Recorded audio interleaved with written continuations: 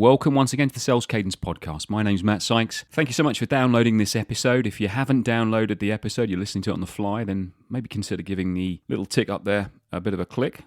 Today's episode is all about what are some of the sales tips for startup businesses. So how do I qualify for that? Well, I know what the sales tips are required because I've been in sales all my life and I run a sales training company. So I'm bringing those two worlds together. And the reason I'm doing that is because I just made some notes because I've been asked to be a guest on a podcast for an organization. It's a company called Business Growth Coaches Network. They run a very successful Start, Build, Grow program. So I thought, if I've made the notes, I thought I'd share them on my own podcast just in case I don't get asked questions about these specific areas. And I've got 12. So today's podcast is all about, if you're a startup, whether you're thinking about starting up or you're in those early stages, what are some of the things that really you need to have awareness around before you either press the button and start going, or if you're already in startup, just need to reevaluate to make sure that you've got these 12 things covered.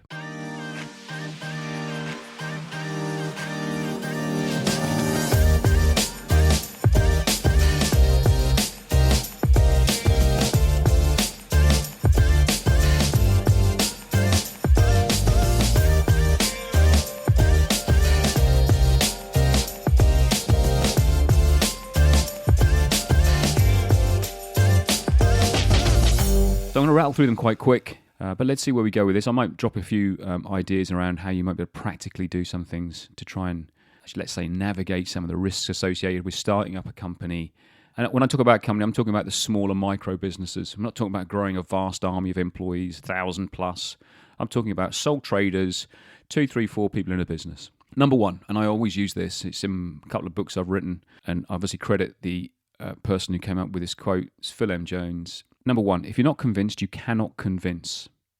The fundamental part of business is that you've got something that brings value to somebody else. Because without that, you're screwed, right? So if you're not convinced, you can't convince. If you're not convinced that your product or service works, then you're going to have a huge problem convincing somebody else of that. And notwithstanding that, if your product or service doesn't work and you for somehow manage to convince them to buy what you've got, don't be surprised if you don't get a second order. Don't be surprised if they start to tell other people about the bad experience that they've had. So tip number one, if you're not convinced, you cannot convince. You need a product that works. It's ever so easy to be excited in the early stages of startup. Christ knows, I used to be so excited. I would waste days in my home office building sales training programs that have never seen the light of day. Your focus can be shifted from one thing to the other because you're so creative, you're so engaged, you're so enthusiastic about the one thing that you've got that's going to conquer the world that sometimes you can easily lose the plot. And so how do you know if your product or service works?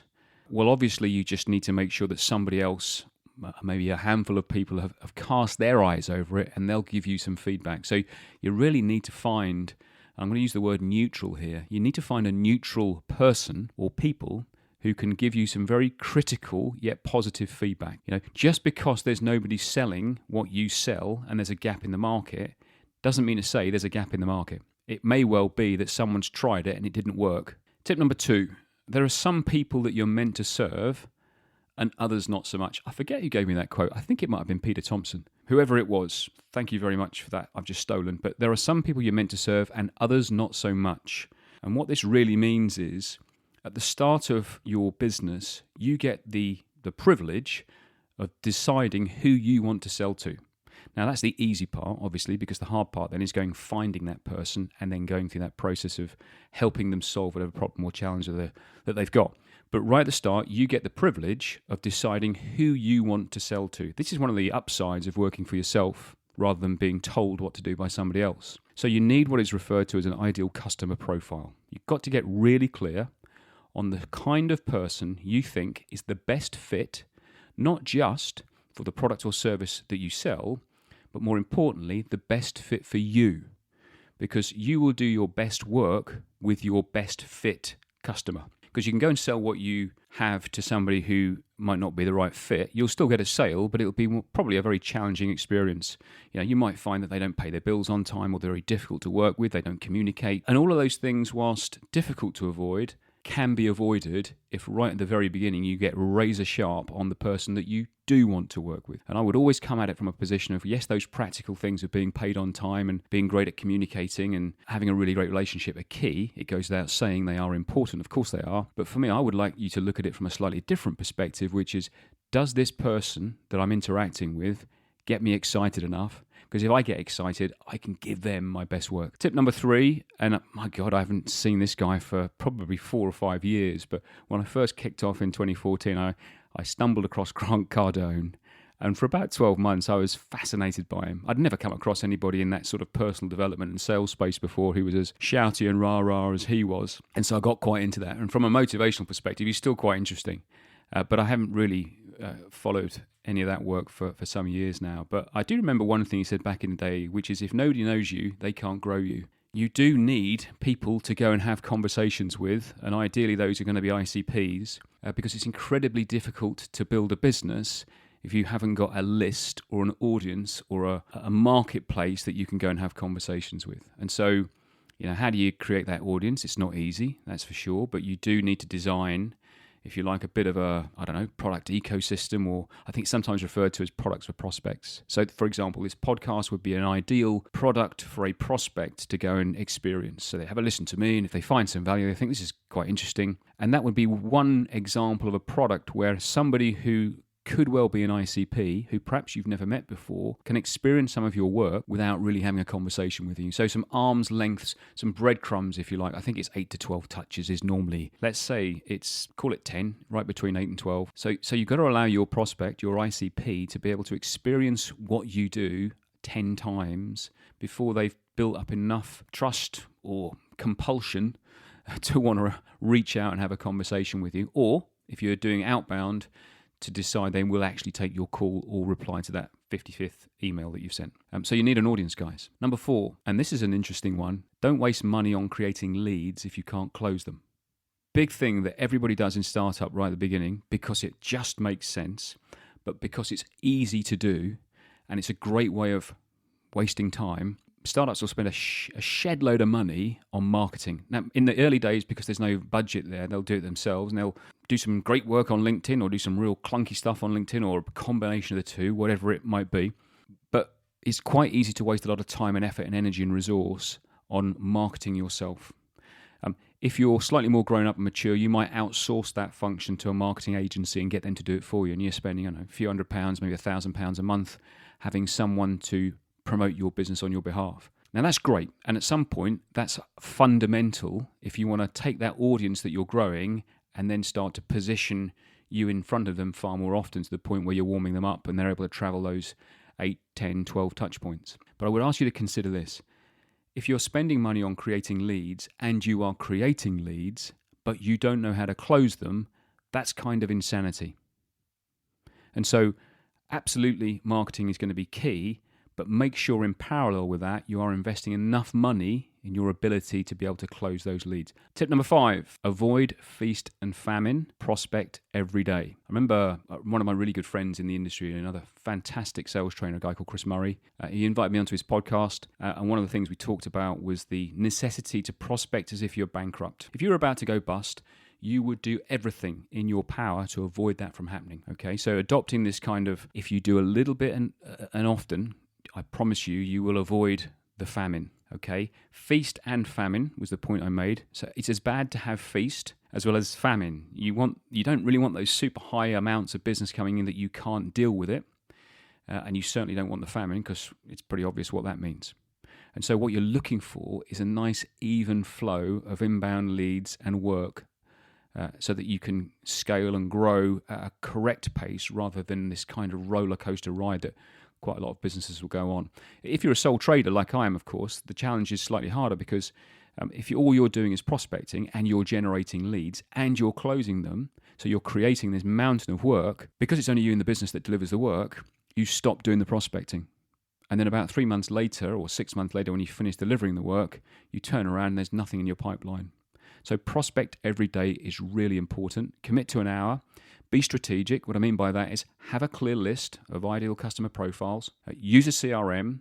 You need to be looking at data because if you haven't got data, you can't measure how things are going. And so take it seriously, guys. It's only an hour a day, but be really strategic with the way that you prospect. Point number 6, in the early days, you'll sell to anyone. Don't make that a habit. Difficult to say any more than that, really, because it's just an obvious statement. Of course, you're going to sell to anyone because the name of the game in startup is how do I get cash coming into my business? Because right at the start, for 12 months, 18, maybe even 24 months, it's all about cash flow. It's all about keeping the lights on for all the obvious reasons. If someone asks you to do something and there's some cash behind that conversation, you're probably going to say yes to that. I'm not here to tell you otherwise. Just don't make that a habit. And that's why that point number 2 is quite important, of knowing who your ICP is and always reminding yourself, this isn't an ICP, so it's probably not going to be a great piece of business for me, but I'm happy to take this business on because I know my ICP is someone slightly different, but I do need this cash. Nothing wrong with taking business on, even if it doesn't fit. Just don't make it a habit. Get really passionate about saying, right, when I get to a certain point and the bank account's looking healthier, I'm going to start saying no to people that don't look like my ideal customer profile. And when you get to a position where you're bold enough and sensible enough to start saying no to people, you will get a lot more opportunities. It just happens that way because you'll start looking even harder for the people that are a fit. Number 7, learn to live with rejection. You're going to get far more no's than yeses. Rejection obviously is a thing. It's a fundamental part of selling. You're never going to get away from it. What you can do though, however, is control it. Rejection is a controllable that you can control. Practically, accepting the fact that rejection is going to come in your direction allows you to prepare for it in advance. Normally, when we get a rejection or a no, it's probably a wake-up call that we've got something wrong in the sales journey. And so, we can take responsibility and blame for that ourselves rather than trying to blame the other person for not signing or saying yes. And whether that's objections that you get, or if it's just downright no's, or a deal that you've been chasing for a while for a legitimate reason, maybe that organization's had some financial problems and they no longer want to invest that money with you. All of those things are going to happen. Accept they're going to happen and present yourself as somebody who really is able to recognize that rejection is something that you can control yourself. Wherever you can, clearly learn why it happens. I was on a call last night with a good friend of mine. We were chatting about his challenges in the sales journey and that he's getting 2 or 3 non-committals from people who are quite excited on calls. The classic sent out proposals and then nothing happens, or sent out proposals and then he gets the email back which says we've gone with somebody else. Wake up call, folks. That's your fault why that happened. Rejection happens because we've done something wrong whereby we've not translated enough value for the other person, the most important person in the sales conversation, the client, the prospect, the customer. Something's gone wrong where we haven't presented enough value for them to want to give us a yes. So learn from it, change, learn to live with rejection. Number 8, avoid negotiation, discounting, and offers because these will become your normal. Now, I used to have quite a strong stance about negotiation. I used to some extent, mock it. I don't anymore because I do accept, and most of the clients that I work with, reasonably large sales teams, are in the world of negotiation. Clearly, my role in life is to try and help them avoid negotiation at all costs because in most cases, I've found, I spent 25 years in the sales industry, 16 of those years selling packaging in the global packaging marketplace. Pretty much every day was a negotiation. So I understand how relevant that is to my clients' needs. However, a lot of negotiation can be avoided. A lot of the risks associated with negotiation can be mitigated if we learn how to sell more effectively. So can we avoid negotiation? Can we avoid discounting? Discounting, it's the work of the devil. Listen, on occasions you're going to have to discount. Every now and again, discount to get one over the line, I'm okay with. Again, that's relevant, certainly in the world of the clients that I work with. And of course, making offers every now and again, I can understand that too. I have to say from personal experience, trying to get a deal over the line that was closing, and I was just trying to give it a little nudge, the classic month-end fantasy land. So I got seduced into making an offer to this client where I said, I've just decided to take 15 grand from the marketing budget for next quarter, and rather than sort of rolling the dice out in the marketing world, I'm just going to give that straight to my clients. So some of that I'm going to offer back to you, but I need you to close in the next 5 days. Guess what they didn't do? Correct. So that didn't work, yeah? Subjectively, and every now and again, nothing wrong with offers. Occasionally you might decide to discount. I get that. Negotiation is a part of the commercial world. Of course it is. But here's the thing. And let me remind you about the tip. Avoid negotiation, discounting offers. These will become your normal. Do not make it a habit. Tip number 9. Buyers protect themselves from sellers. Learn to create trust. Obvious thing, if you're a scholar of the world of sales, if you're a student of the world of selling, then this will be a no-brainer for you. But this podcast is designed for those people that aren't investing the amount of time that you and I do in learning our craft. This is for people who really are focused more on getting their products and service to market and perhaps don't yet know how to sell. But what we do know for a fact is that buyers do protect themselves from sellers. Why? We've educated them as a sales industry over the last 40 years to fear us because they think what we're going to do is some 1980s sales tactic on them to try and relieve them of their cash. Sorry about that. Those guys cocked it up for us. I don't think that goes on too much anymore, but the stereotype still sits with us. We just have to accept the fact at the very early stages of a conversation with somebody for the first time, even if they're an ICP, they are going to protect themselves from you because they're slightly concerned that you might fit with that stereotype. And I think so much of this point will come back to you being able to put in front of them those 8 or 12 touch points where they can start to experience your product or service without engaging with you. Those are the things that mitigate risks in the early part of pipeline build and is allowing people to self-consume. But when you get into that first call with a buyer, you have to understand that the number one step of a 6-step process on a 30-minute call with a prospect for the first time is rapport. And rapport is not all that trite bullshit that you hear about being friendly with someone, finding out where they went on the holiday, understanding what their golf handicap is, who's that in the picture that you're standing next to at the works do. All that is pointless. The whole purpose of rapport is, can I have a conversation with this person for the first time where in about 2 minutes' time, they, because they're the important one in this conversation, not me as the seller, they as the buyer can justify the reason why they should spend the next 25 minutes in my company. Number 10, going to probably revert back to point number 4, which is wasting money on creating leads if you can't close them. Point number 10 is commit to a sales call process. I've just alluded to it in that last point. Because, if the machine starts to work correctly, they've been down that 8 to 10, 12 touch points, they've responded to your outbound, or they've come as an inbound inquiry, and you find yourself now having a face-to-face meeting or a Teams call with a prospect for the first time, you need to commit to a sales call process. Because if you do that, it'll be a better experience for them, it'll be a far more worthwhile experience for you, and you will spend a lot more time progressing proper conversations and a lot less time in follow-up with those ones that you shouldn't be in. So sort of a tip that I would always work with my clients around, a sales call process. I teach a 6-step process. I've already talked about step 1, which is rapport. So step 5 of that 6-step process is resolve. And resolve is where you actually do solve the problem that they came onto the call to talk to you about. And within step 5, of course, is there's going to be an understanding that at some point you're going to be asked to send a proposal. Tip for you. Before you send a proposal, you need to ask yourself these 3 questions. Ask why they need it. This is your own question to yourself. Why do they need this proposal? Is there a real relevance why I should be sending this right now? Ask them what they're going to do with it when you've sent it to them. Is it going to sit in their inbox and never be looked at again? Are they going to hawk it around the marketplace? Are they going to take it internally to the rest of the senior management team and have a conversation about it? Are they going to drop it on a table next to your 2 biggest competitors and play the who's got the lowest price game? And then the third question you need to ask is, ask them when they're going to give you the feedback. So commit to a sales process. You'll spend less time in follow-up, and no one likes spending time in follow-up. You'll spend a lot less time with people that aren't the right fit for you. You can get them out early, get rid of them early, move them along, say thanks very much, but we're probably not going to be the best fit for you. Let me help you find someone else who could be. Or if they are a fit, you're going to have a far more efficient conversation, which is going to be more helpful for them as well as you. Number 11, and coming off point number 10, is the 6th step in a 6-step sales call process is knowing what's going to happen next. The phrase I use with all my clients is, who's got the ball? So when you were a kid and the ball went over the neighbour's garden, you used to go around, knock on the door. Mrs. Smith said, "Oh, hello, Matt. Your ball gone over, has it? Yeah, just go and help yourself in the back garden." And you go and pick your ball up, and you, "Thanks, Mrs. Smith," and you go back home and you start playing football with your mate again. Now, the following Saturday when you're playing with your young friend in the back garden and the ball goes over and you knock on the door and you suddenly realise that Mrs. Smith's gone on holiday for 2 weeks, is the time you don't get your ball back.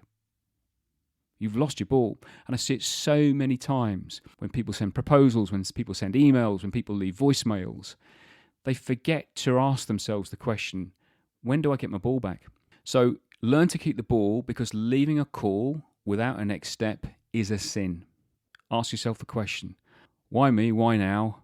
Why them? What happens next? Learn to keep the ball. Every single call needs to end with a next step. Point number 12, again, very, very difficult in the early stages for startups, especially if they haven't got the confidence that comes with working in a sales or commercial environment. And not everybody that starts a business is going to have that background. Tip number 12, the last tip, is get comfortable with talking about price. There is absolutely no reason why you can't plant your feet and tell somebody what the price of your product is. This is why point 8, avoid negotiation, discounting and offers, is so crucial. Okay, because the more you do negotiate and discount and give offers, the more confused you are about your price. The more confused you are about your price, let's go back to point number 1. If you're not convinced, you cannot convince. In my experience, price is never the reason you lose a deal. Because if you're doing your job correctly, you're talking to the right person in terms of they're an ideal customer profile. They've definitely got a problem that you can solve with your product or service. If they've got a problem with your price, that's because you haven't conveyed enough of a return on the investment they're going to get when they invest in your product or service. And so there's something that's gone wrong in those 6 steps where you failed to build enough of a business case for them to say, do you know what, this is a no-brainer. In a funny kind of a world, they are the one with the problem, not you. They've come to you because they've got this issue that needs to be solved, or this improvement they're trying to create or move towards. And as a consequence of you delivering all of that value or solving all of that business misery that they've got with your product or service, the price is this.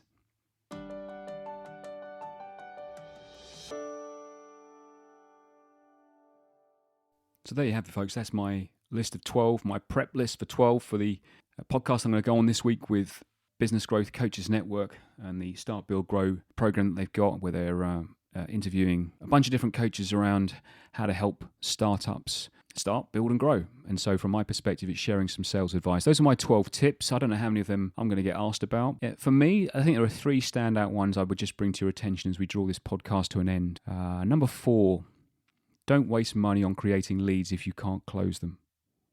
That's such an easy one to solve, because look, leads are important. Of course they are. You can't grow a business without having opportunities to go and have sales conversations with. But you just think about the amount of time and effort and money you invest in marketing and posting on LinkedIn. Imagine if you diluted that by just 25% and spent that 25% on learning how to close those leads more effectively. I'm going to say this anyway because I'm in the space, but if you haven't got yourself a sales coach or you haven't invested in any sales training, then go and do some of that stuff. Go and spend a bit of time researching, because there is no bigger sin in my world than having a lead, a closable lead in front of you that you've worked your tail off to generate, that you don't convert into an order. Or if you lose it, you don't know why you've lost it. That's insanity to me. So tip number 4 would be my first of 3 that I just want to leave you with before we wrap this thing up. Don't waste money on creating leads if you can't close them. I'll draw your attention to the sales audit again on the Sales Cadence website, salescadence.co.uk. Go on the sales audit page, take that audit. There's a load of stuff in there that will give you loads of feedback to whether you can or you can't convert a lead into a sale. Second key tip out of those 12 was tip number 8. Avoid negotiation, discounting and offers. These become your normal. I'm going to link that back to the other tip I've just mentioned as well. Negotiation, discounting and offers, all part of the game, certainly quite prevalent in the early days when you're fighting to win business. But if you do learn how to sell, you can then rely a lot less on discounting, because your fee becomes just part of the conversation. It's the thing they need to pay to release all of that upside that they get from working with you. And therefore, you don't normally then need to make any offers. And if you do need to go into a negotiation, you're far more confident about what you can exchange, those soft trades that you can kind of exchange in return for the thing that you need, which is a close. And then the final 3rd tip will be number 9, which is just remember, because you're one as well, that whenever we come into contact with a salesperson for the first time, we do put a bit of a shield up. We protect ourselves, because we've got no idea at this point in time, is this person in front of me a bit of a knob, or is this a classically trained salesperson who's got my best interests at heart? And until you start that conversation, you've got no idea. So you default to the first one. And our job as salespeople is to create that level of trust. We've got to build rapport with them, but the objective of rapport is, can I, in the next 2 or 3 minutes, have a conversation with them where they, as the buyer, can now reduce that level of risk, lower their shield, because they're starting to understand that the person they're in front of has got their best interests at heart. Can I create an opportunity for myself through a conversation where the buyer suddenly realise, actually, this is going to be worth my time to be here? That's really what building trust is all about.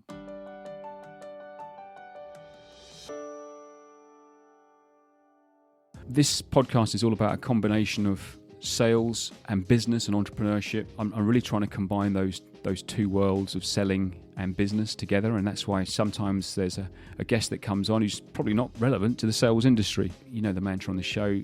I genuinely believe that everybody's in sales, we're all selling something. Every CEO is trying to sell their organisation, their employees, on the values and the mission and the vision of the business, and their ability to inspire those employees to go with them on the journey. Their ability to do that is going to have a big say on the outcome of that business. This podcast, every now and again, will throw a guest in there that has nothing to do with selling. But look, you call the shots, you're the listener. At the end of the day, if you've got some ideas where you'd like me to bring on some different guests, email me at matt@salescadence.co.uk. I'll go out of my way to make sure that I deliver that back to you. So listen, thanks ever so much for listening. Don't forget to hit that download button if you're not already subscribed to the show, and I'll look forward to seeing you on the next episode of the Sales Cadence podcast.